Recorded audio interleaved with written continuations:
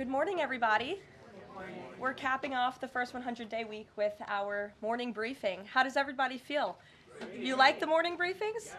Okay, we do too. That's why we're doing them. It's good to see all of you. I brought a friend out here today who is happy to take your questions, but first, some remarks. At 11 o'clock, President Trump will participate in a National Day of Prayer event where he will invite Americans of all faiths across the country to join him in asking for God's continued blessings over our great country. During the event, the president will sign an executive order establishing a Religious Liberty Commission. Later today, President Trump will travel to the University of Alabama to deliver a commencement address to the graduating class of 2025. Last night, we saw yet again why President Trump is our deal maker in chief. We secured a historic agreement to establish the United States-Ukraine Reconstruction Investment Fund. This is a first-of-its-kind economic partnership for the reconstruction and long-term economic success of Ukraine that the United States will greatly benefit from. This partnership represents the United States taking an economic stake in securing a free, peaceful, and sovereign future for Ukraine. This partnership establishes a fund that will receive 50% of royalties, license fees, and other similar payments from natural resource projects in Ukraine. President Trump has been clear from the beginning. He wants the killing in this brutal war to end. This agreement shows how invested the president is in securing a truly lasting peace. To mark President Trump's triumphant first 100 days in office, we've detailed all week how President Trump has been hard at work delivering on the promises he made to the American people. And yesterday, the president once again showcased why he is the most transparent and accessible president in American history when he held his fourth open press cabinet meeting. Every cabinet secretary went into great detail, explaining how their respective agencies are making life better for American families and businesses. And then the president allowed all of you to ask questions on anything you wanted afterwards. One of the main reasons President Trump won nearly 80 million votes, swept all 7 battleground states, and received a resounding mandate from the American public is because of the contrast he presented during the campaign and continues to this day. Everything in President Trump's agenda is grounded in one thing: common sense. While the Democrat Party went off the deep end and doubled down on pure craziness, President Trump pledged to restore common sense back to the United States of America. In a little more than 3 months, that's exactly what he's done. He recognized that America is a sovereign nation that cannot survive if it does not protect its territorial borders. So he secured the border in record time and ended the mass invasion of tens of millions of illegal aliens into our homeland.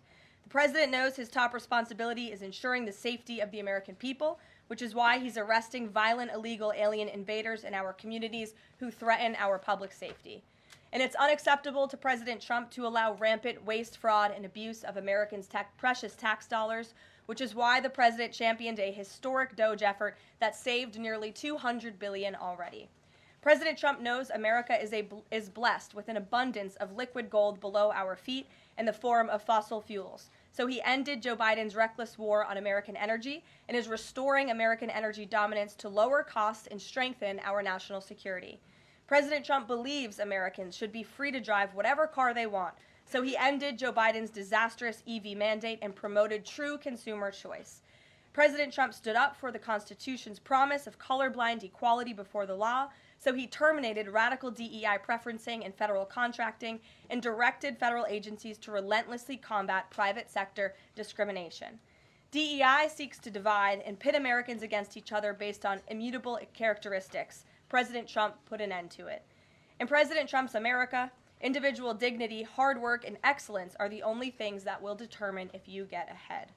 President Trump is a proud free speech champion, which is why he ended Joe Biden's trampling of free speech rights and the federal government's censorship of American speech on online platforms.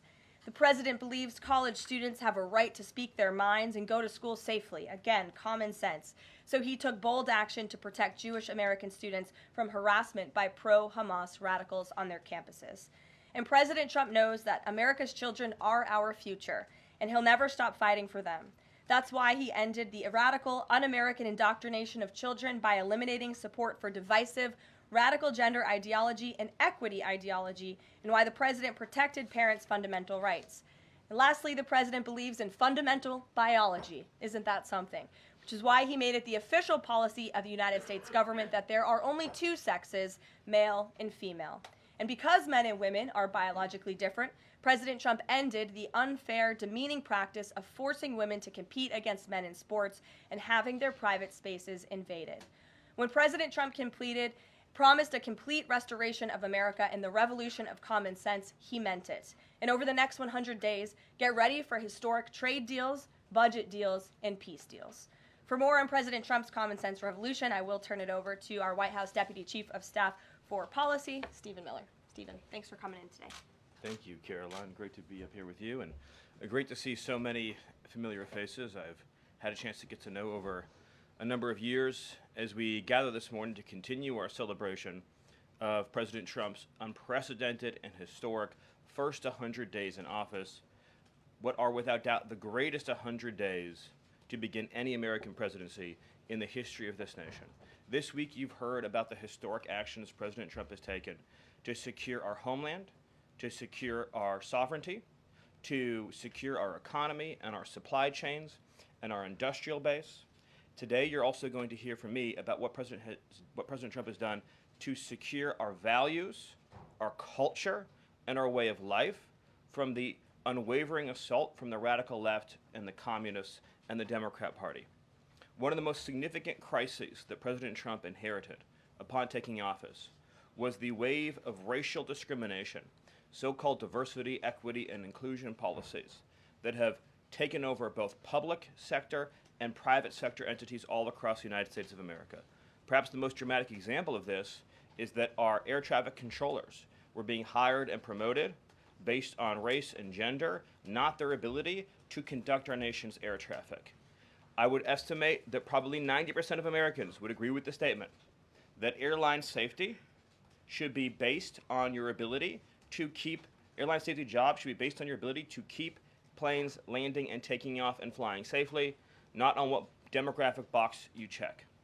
President Trump has ended across the entire federal government all hiring, recruiting, retention, promotion, and training based on race and sex. This includes in our law enforcement agencies. So again, when we took office, even in sensitive law enforcement, national security, and intelligence agencies, we were hiring individuals not on their ability to carry a weapon, not on their ability to keep Americans safe, not on their ability to conduct sensitive intelligence operations, but based upon race and sex. And obviously, that is unacceptable. It's going to be merit-based across the whole federal government. But this wasn't just the federal government. This was the private sector, and this was also, of course, our entire university and education system. So President Trump's Department of Justice, working with other departments and agencies, have made clear that this administration is going to fully enforce Title VI, Title VII, and Title IX of our federal civil rights code. Discrimination based on race and sex is prohibited by law, and this administration will vigorously enforce that. And companies, small or large, that violate plain text of federal statutes will face appropriate financial and other penalties.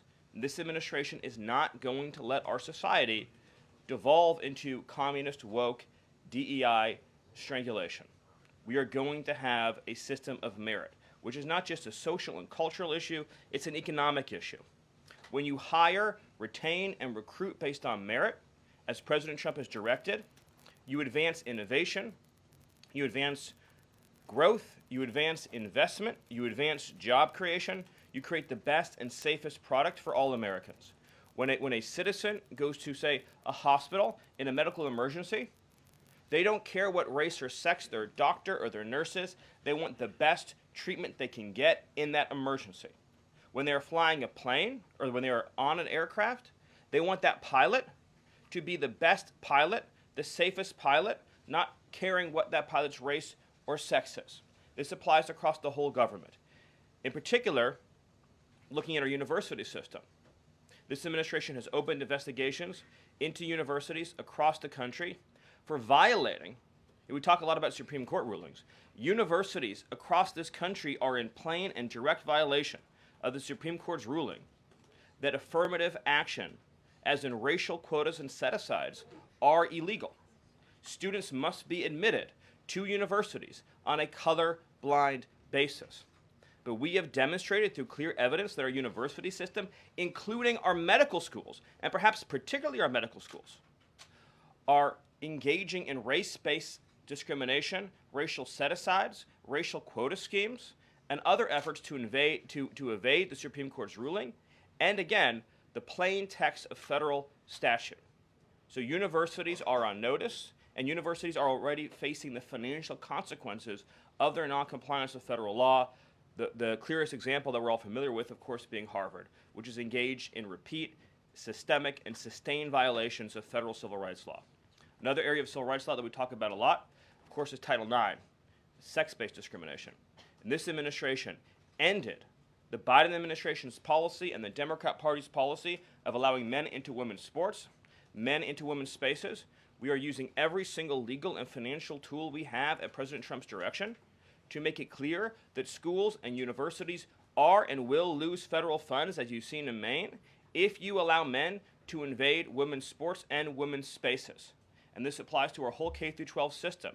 The Department of Justice is also coordinating with state and local law enforcement to fight child abuse in our school systems. It is child abuse to change a child's gender, particularly if you do not inform the parents. In other words, if a 5-year-old or a 6-year-old goes to school, or a 7-year-old goes to school, and the teacher tries to turn the boy into a girl or the girl into a boy, that is child abuse. And this administration is treating that as child abuse. And it is a gross violation of parental rights. This also includes the administration's message to our hospital systems that they cannot and will not be allowed to use taxpayer dollars to perform chemical castrations and sexual mutilations of children. Castration surgeries, castration drugs, sterilization treatments of children are barbaric. They violate all sound medical ethics. They are completely unwarranted. They harm children for life irreversibly. It is child torture. It is child abuse. It is medical malpractice. And so the Department of Health and Human Services, under the leadership of Bobby Kennedy, as well as the Department of Justice and other departments of this government, are making clear to our medical providers and our hospital systems that you cannot use taxpayer dollars to perform these barbaric procedures on America's children. And HHS has systematically eliminated all of the junk, fake science that was produced under the Biden administration promoting sex changes on children, promoting the idea of sterilizing children. That's been cleaned out, that's been removed, and new guidance is being issued to doctors and hospitals advising them that they cannot perform these horrifying procedures, these irreversible procedures on our nation's children. We are also making clear in our prison system, male prisoners will not be allowed into women's prisons.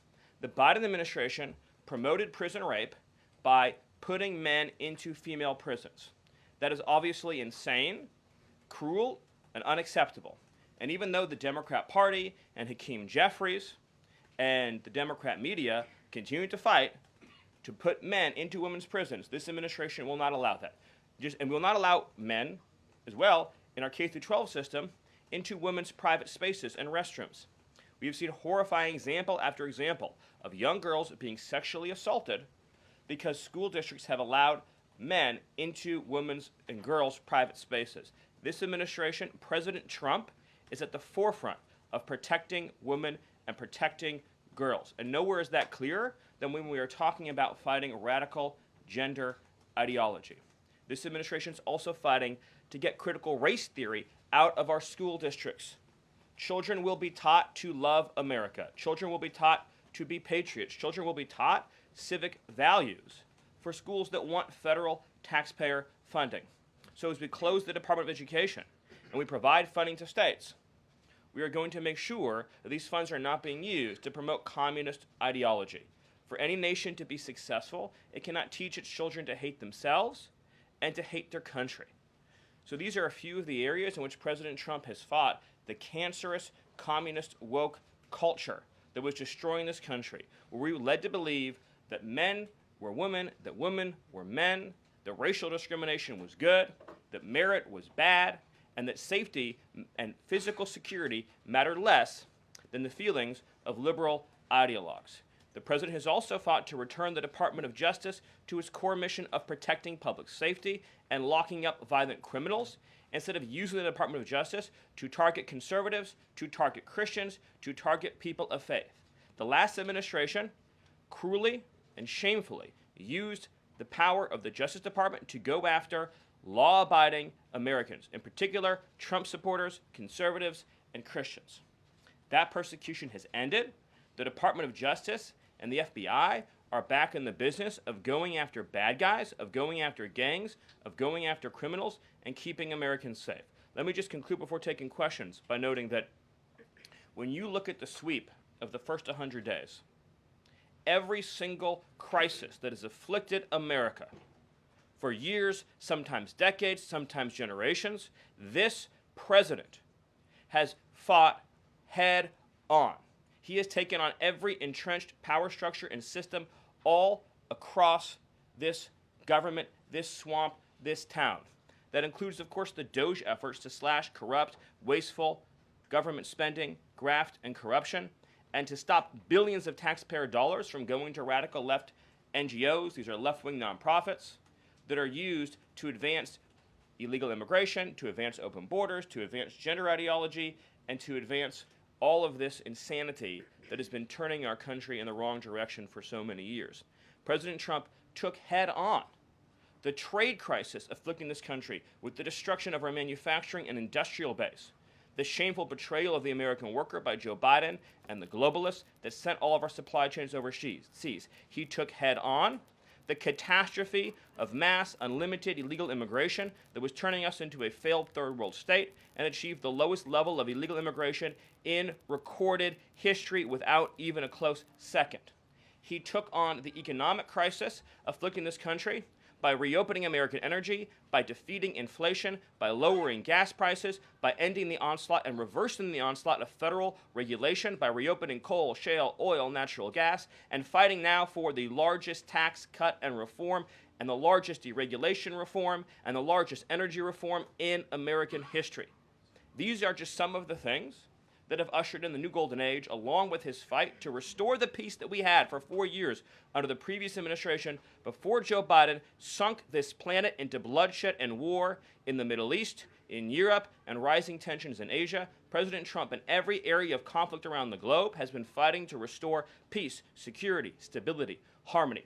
So he inherited an economic catastrophe, a border catastrophe, a public safety catastrophe, and a cultural catastrophe. And in every case, he has reversed those catastrophes and brought America into the new golden age. So I thank you for your time, and I look forward to any questions you have. Awesome. Thank you, Stephen. And as always, we'll start with our new media seat today. Chris Bedford from the Blaze Media. Why don't you kick us off? Thank you very much. Stephen, what is the end goal of the China tariffs right now? Is the idea to open up the Chinese markets through a deal to a better market for exporting American goods to China, or is it a reconfiguration of global trade in a way that isolates China from free countries? Go. So China is a unique situation, obviously. The president has talked at length about what happened to us economically since China's entrance into the World Trade Organization and the trillions and trillions of dollars of trade deficits that we've racked up with China over the period of that time, and what that's meant for our national security, what that's meant for our economic security, what that's meant for our supply chains. Obviously, right now, the Secretary of the Treasury is in the process of developing a plan that will answer the questions that you're talking about, but the president's goals have been very clear on these points, which is that he is not going to allow China to continue to steal our intellectual property, to continue to illegally dump and subsidize their goods in our markets, to manipulate their currency, to rack up an unsustainable trade deficit. We need to have a trade relationship with China that does not do harm to our nation's economic and national security. And that has to be the guidepost of any objective. At the same time, tariffs will bring significant revenue into this country that will allow us to pursue our dramatic plan of tax cuts and reforms. Awesome. Great. Bloomberg, go ahead. Hi. First, as well, similar to that question, I'm curious, Kevin Hassett, when on CNBC this morning, said that they were expecting some sort of news on tariffs by the end of the day. Do you have any insight into that? I don't want to get ahead of any announcement, but I'll just reiterate that Right now, countries from all over the world, because of President Trump's leadership, are desperate and dying to make trade deals with the United States. We're going to evaluate each of those deals, and President Trump is personally involved in making sure that these negotiations serve only one interest, which is the interest of the United States of America, and we'll end up with a deal in these cases where, yes, the other countries, obviously, will have their own demands and their own interests, but nothing will go into effect that doesn't serve the interests of America and the American people. Thank you. Stephen, this morning GM is putting a dollar figure on how much the president's tariffs will impact the company. The CEO says tariffs will cost GM between $4 and $5 billion this year. The CEO of Ford says he can't commit to not raising prices because of tariffs. Is the administration open to doing more to give automakers relief? The question, unfortunately, misses the entire point, which is that U.S. automakers have announced dramatic investments and expansions inside the United States. American auto plants are growing, they are expanding, they are opening new facilities, they are expanding existing facilities that are already in operation, because it is now the case that for the first time in our lives, that American cars receive preference in America's markets. The U.S. auto industry used to control the entire world. I believe the number during the heyday was that 70% of all cars in the world were made in Michigan. And now, of course, we've become a tiny fraction of the global market. And the reason for that is because the United States opened its markets to every single foreign cheater and every single foreign nation that subsidized its goods on the face of the earth, and their markets have been closed to ours. Japan closed their market to our cars, the entire EU closed their market to our cars, South Korea closed their market to our cars. All of the countries I just mentioned have tens of billions of dollars of annual trade deficits in automobiles with the United States. These are supposedly pure nations, nations that have at least a somewhat equivalent per capita GDP. So it is impossible under the terms of fair trade, if you have two nations with similar per capita GDP, to have such uneven trade flows in automobiles.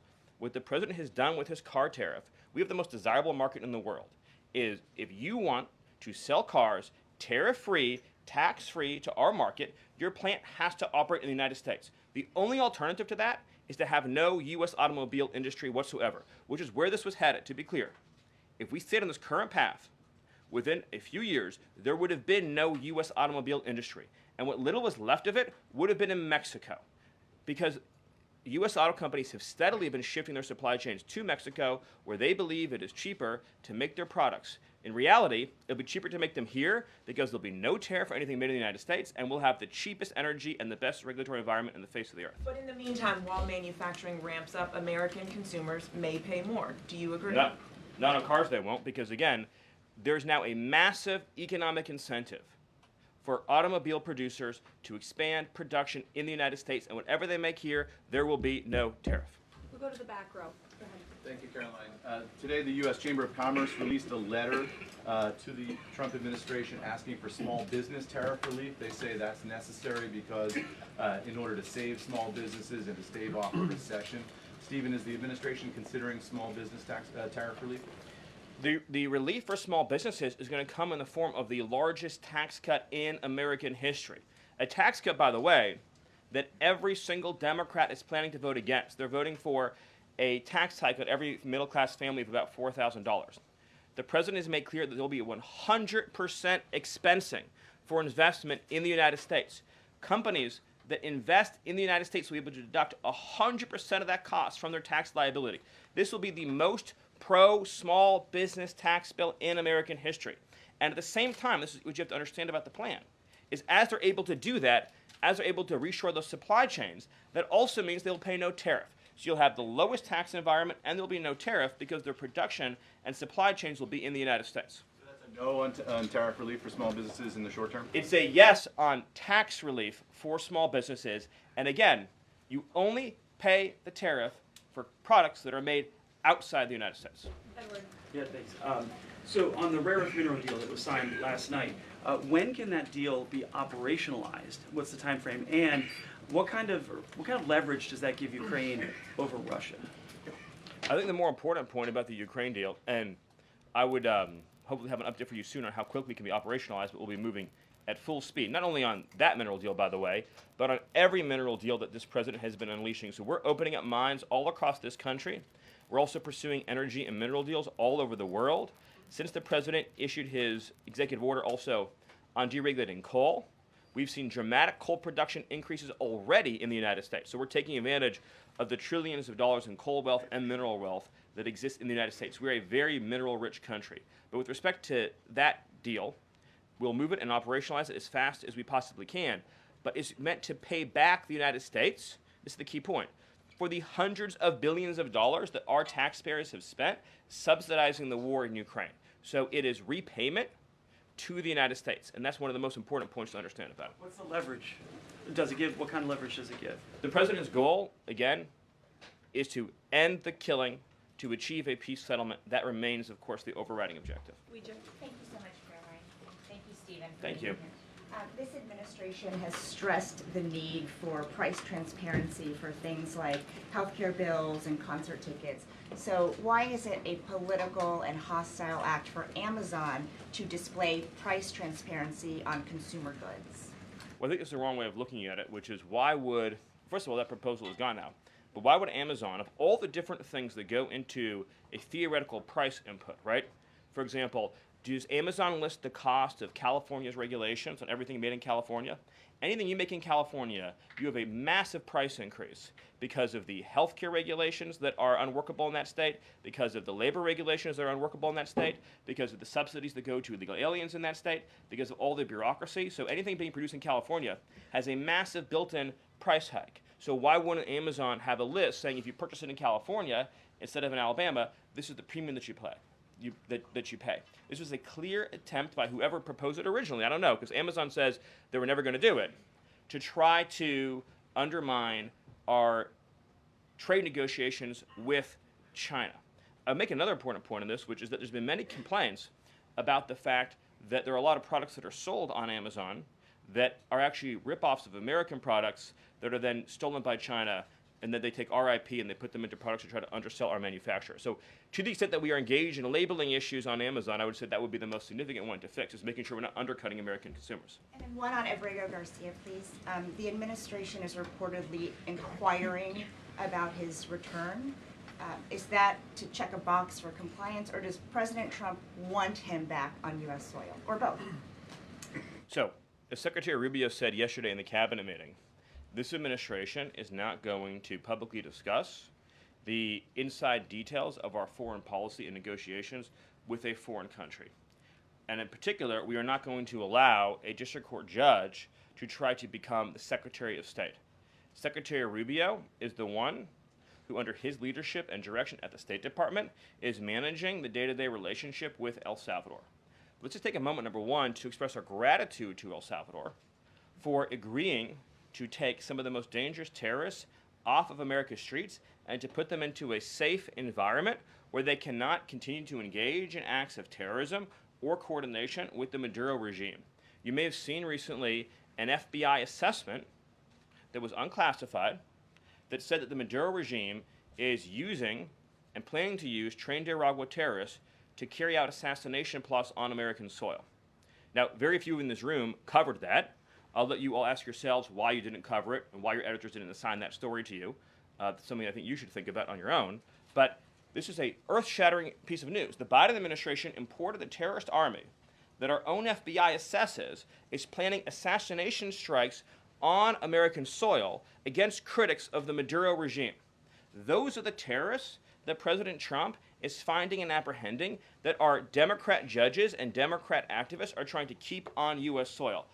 Train de Aragua has the same legal status as Al-Qaeda and ISIS. MS-13 has the same legal status as Al-Qaeda and ISIS. These are foreign terrorists operating on our soil. And our gratitude to El Salvador for agreeing to take custody of these terrorists is immense. With respect to the case that you mentioned, there's now even been more evidence that has been made public of this person's violent, repeated threats and assaults against his spouse, someone who had repeated, documented human trafficking and human smuggling offenses.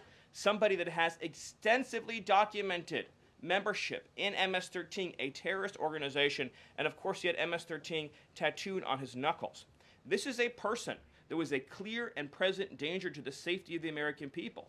And it is a sad reflection on the state of our media and many of the outlets represented in this room, that you obsessively try to shill for this MS-13 terrorist, well, no coverage occurred in your papers about any of the Americans that were raped and tortured and murdered by the illegals that Biden was importing into our country.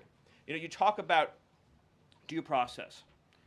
The Biden administration made the decision to give extensive due process to 2 trained Nicaragua terrorists that were apprehended at the border just a couple years ago. They were 2 gentlemen. They were from Venezuela. They were members of trained Nicaragua. The Biden administration Border Patrol apprehended them and made the decision to provide them with extensive due process, put them onto a program known as supervised release, and put them on ankle monitors so that they could go through a lengthy legal, judicial determination as to whether these legal aliens who had just set foot on U.S. soil might want to live in the United States for the rest of their lives. What was the result of that decision? What was the result of that choice that was made? Those 2 men kidnapped a young girl named Jocelyn Ungary from her family. They beat her, they sexually assaulted her, they tortured her, they stripped her, they murdered her, and they dumped her body. That is what the Biden administration's policy was. Most of your papers never covered her story when it happened. To the extent that you covered it at all, it was because President Trump forced you to cover it by highlighting it repeatedly over and over again. He had to shame you into covering it. And each and every one of you that sides over and over again with these MS-13 terrorists, to the extent that you have the financial means to do so, you all choose to live in condos or homes or houses as far away from these kinds of gangbangers as you possibly can. If I offered any one of you a rent-free home with no taxes to pay in any of these gang neighborhoods, and I said your neighbors are MS-13 terrorists or Mexican mafia or Sinaloa cartel or trained Nicaragua, I couldn't pay you to live there. But yet you, with your coverage, are trying to force innocent Americans to have these people as their neighbors, and that one day their daughter may be abducted from their home and raped and murdered. So you're not going to get an ounce of sympathy from this administration or President Trump for the terrorists who've invaded our homes and our country. Awesome. Thank you. Peter, we'll take a couple more questions. A couple questions on doers, of course, because that's the topic that you're here to speak about. But I want to ask you one other question about the topic of prices. We heard from the president on this just yesterday, right now, on prices and the risk that there could be some short-term, as he said, shortages. He was referring specifically to dolls. What do you tell Americans right now, Stephen, who say they can't afford to, in the president's words, be patient? Americans who voted for President Trump on his promise that he would lower prices across the board on day one. But he did lower prices across the board on day one. Well, grocery prices last month went up 0.4%, of course. So I mean, just across the board, not exclusively eggs. Inflation, as you would acknowledge, is down substantially. Gas prices are down substantially. The new GDP report showed a 22% record increase in investment in the United States of America. So all of the, and don't even, egg prices, of course, which was all you guys talked about for a few days, I think are down like 80%. The reality is that we can either surrender economically to China, or we can reclaim and reshore our manufacturing base and our industrial needs. And it's not just China. In the event of any national emergency, this is the president's first duty as commander-in-chief. In the event of any national emergency, we cannot be reliant on foreign countries for steel, aluminum, energy, technology, any of the essential components that we need to keep this country running. He is fulfilling his duty as commander-in-chief that every president before him had failed to fulfill or even actively betrayed. And despite inheriting all of this, as I mentioned, inflation down, jobs up, and particularly, by the way, jobs for American workers. So for the first time, you look at these jobs reports, the government workers are going down, which artificially, of course, increased previous job totals. The employment of non-citizens is going down. The employment of American citizens is exploding. Remember, all the job gains during the Biden administration, so-called gains, on net were for foreign workers. So if you look at the stock of American workers over his whole administration, they lost jobs on net. So if you're an American worker, you lived through 4 years of a Biden depression. That was the economic reality that now that President Trump is rescuing. And again, if you make your product in America, there's no tariff. And as we develop advanced manufacturing techniques, increased AI, increased robotics. It'll be cheaper and cheaper and cheaper to manufacture in America. But to be clear, you said that prices have gone down across the board. The president himself acknowledged that on toys you may end up paying, on dolls he was referring to, you may end up paying a little bit more right now. So in terms of he was making the point that I think almost every American consumer agrees with. If they had a choice between and I'm a parent of young children, you had a choice between a doll from China that might have, say, lead paint in it, that is not as well constructed as a doll made in America that has a higher environmental and regulatory standard and that is made to a higher degree of quality. And those two products are both on Amazon, that yes, you probably would be willing to pay more for a better made American product, but here's the key point. With the tax cuts, the regulation cuts, the energy price decrease, and everything else that President Trump is doing to unleash this era of American prosperity and prevent the road we were on to get off that road of financial ruin and doom, means that it will be cheaper than ever to make and manufacture in America. I think that answers your question. So I'm going to one more. Stephen, can I just... Caroline, can I ask the Doge question? Can I ask about Doge? Peter, we just gave you 2 questions. Brian, go ahead. Doge, but I'll wait. Thank you. Last night, Kamala Harris delivered her first major speech after losing the election. She attacked Trump personally, attacked the policies. Any comment from the White House on that? Well, I think it was a great reminder to the American people of just how blessed we all are that the leader sitting in the Oval Office today is President Donald Trump and not President Kamala Harris. It was a helpful reminder of just what a travesty and a tragedy that would have been. It would have been the end of America. And it gives me a chance to bring this whole thing home. If we continued on this road of radical regulation, choking off American energy, sending our supply chains to foreign countries, taxing our economy to death, pushing this cancerous woke ideology on our children, ending merit, ending scientific innovation, ending public safety, allowing, everyone goes to the stores these days, everything's locked up, criminals roam free, law-abiding citizens under the previous administration were punished while gangbangers were given red carpet treatment. Democrats, of course, are still giving gangbangers red carpet treatment. And then the border invasion. If those policies had continued, it would have been the end of the American Republic. And the only thing Americans want to hear from Kamala Harris is an apology for joining Joe Biden, and remember, she was the border czar, joining Joe Biden in aiding and abetting the invasion of our country. And we're never going to stop talking about this because what they did to this country is unforgivable. It is an eternal stain on the Democrat Party. Every day we read another story. Every day we arrest another alien they let into this country who raped a child, who beat a woman within an inch of her life, who murdered a mom, who murdered a dad, who trafficked drugs into this country, who trafficked fentanyl into this country, who are responsible for dead and slaughtered Americans. And I don't know what's broken in the Washington press corps, that none of that moves them emotionally. The only thing that gets them exercised is, do we need to have more trials for terrorist supporters? Do we need to have more trials for gangbangers? Do we need to have more trials for illegal alien invaders? Even though Congress and the Constitution clearly say that you can expel invaders and illegal aliens quickly, efficiently, and properly. This president has literally saved America, and I could not be prouder. I could not be prouder, as I know Karoline feels the same way, to come every single day to this building where we have a leader sitting in office whose first, last, and every thought is the safety, prosperity, security, and sovereignty of the citizens. That's an important word, people. Citizens of this republic. Thank you all. Thank you, Stephen. Thank you for your time. Thank you, everyone. And just to add on the Kamala Harris point, I think I speak for everyone at the White House. We encourage Kamala Harris to continue going out and do speaking engagements. You'll hear from the president at 11 o'clock. See you guys later. A report the president's planning to fire Mike Waltz. You guys have a response? Why haven't you nominated a